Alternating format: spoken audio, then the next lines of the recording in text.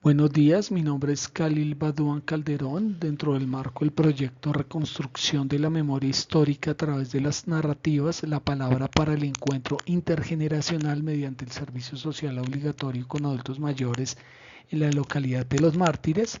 Vamos a aplicar nuestro último taller sobre técnicas de lectura en voz alta, proyecto de intervención pedagógica en la localidad de Los Mártires.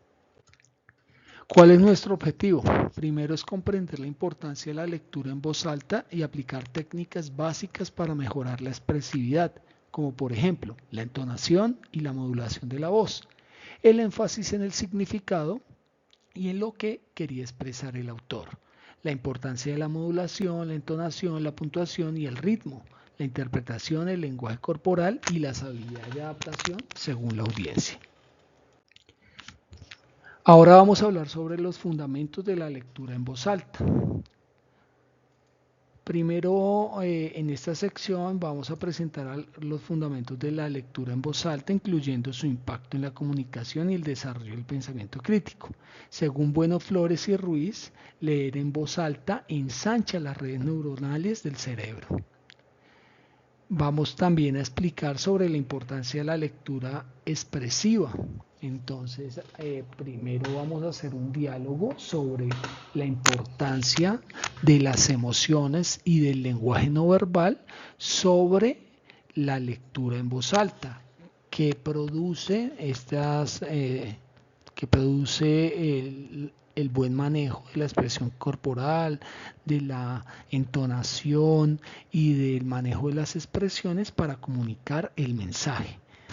Seguido a esto vamos a intentar hacer una demostración de proyección de la voz, del ritmo y la entonación. Entonces cada estudiante va a escoger un pequeño texto y va a hacer una demostración de la voz, el ritmo y la entonación. Y por último vamos a realizar ejercicios prácticos donde los estudiantes leen fragmentos de textos en voz alta y reciben retroalimentación para mejorar su expresividad. Es importante recordar que vamos durante lo largo de esta exposición y de su aplicación vamos a tratar de recoger audios para hacer comparativos para determinar si una lectura plana o una lectura expresiva nos favorece comunicar el mensaje que queremos expresar. En la sesión 2 vamos a hablar sobre la expresión y la modulación. Entonces primero vamos a trabajar sobre la modulación de la voz para hacer la lectura más atractiva. Corby en 2018 afirma que la lectura en voz alta es una estrategia de motivación en la enseñanza-aprendizaje de las lenguas y literaturas extranjeras. Los estudiantes experimentan diferentes tonos y ritmos para comprender cómo estos influyen en la interpretación del mensaje, lo que nos quiere decir que el ritmo, la velocidad y la emoción como se comunica el mensaje pueden facilitar procesos de interpretación. ¿Cuál es nuestro objetivo? Aprender a utilizar la entonación y la modulación de la voz para enfatizar el significado de los textos. ¿Qué actividades vamos a hacer? Primero, vamos a hacer una discusión sobre el uso de la entonación para enfatizar el significado. 2. Vamos a hacer ejercicios de modulación de la voz según el contexto del texto. Y 3. Vamos a hacer una práctica en parejas. Vamos a escoger algunos fragmentos narrativos y vamos a hacer variaciones en la entonación.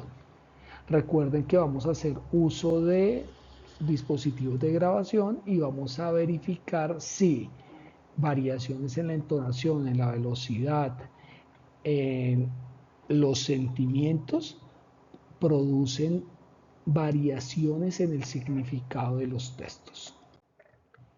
En la sesión 3 vamos a hablar sobre el ritmo y pausas. En esta sesión los estudiantes van a aprender a utilizar las pausas estratégicas para mejorar la claridad de su lectura y hacerla más comprensible para la audiencia.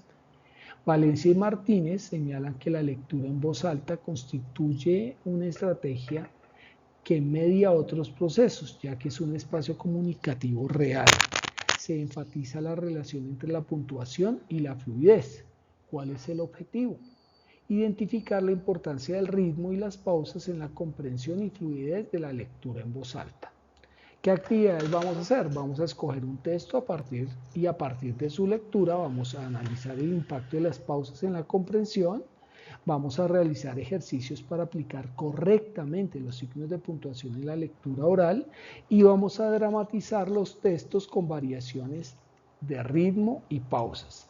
Adicionalmente podemos hacer variaciones en los sentimientos que queremos comunicar a través del texto. 4. Vamos a hacer interpretación y expresión corporal. Entonces, el lenguaje corporal puede mejorar la interpretación del texto. Andani destaca la importancia de la dicción y de la expresión corporal en la interpretación teatral. Los estudiantes practican gestos y movimientos para reforzar el contenido del texto leído en voz alta. ¿Esto qué quiere decir? Que nosotros no solo leemos con nuestra voz, sino que también comunicamos mensaje a través del lenguaje no verbal.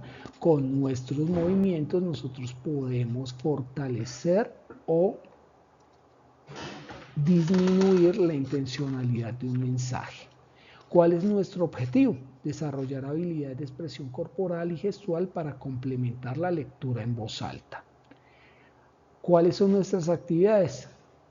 Explicación de la relación entre la voz y la gestualidad en la lectura y hacer ejercicios del uso del lenguaje corporal para reforzar la interpretación del texto. Vamos a hacer una lectura dramatizada en grupos pequeños. También la idea es que podamos imaginarnos en estas lecturas dramatizadas a qué grupo etario, es decir, a qué edades está dirigido el texto y que hagamos cambios en la modulación de la voz, en el ritmo y la entonación, dependiendo del grupo al que nosotros queramos llegar.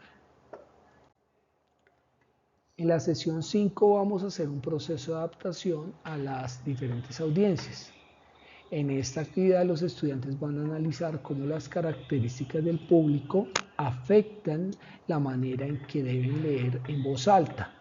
Gavilanes y Martínez proponen que la lectura en voz alta es una herramienta eficaz para fortalecer el proceso lector en todos los niveles. Se realizan ejercicios en los que adaptan su lectura a diferentes tipos de oyentes. ¿Cuál es nuestro objetivo? Aprender a ajustar el tono y el estilo de la lectura en función del público. ¿Cuáles son nuestras actividades? Primero, hacer una discusión sobre la importancia de adaptar la lectura según la audiencia. No es lo mismo hablar o leer en voz alta a un grupo de niños que a un grupo de adultos profesionales o a un grupo de ancianos o de adultos mayores.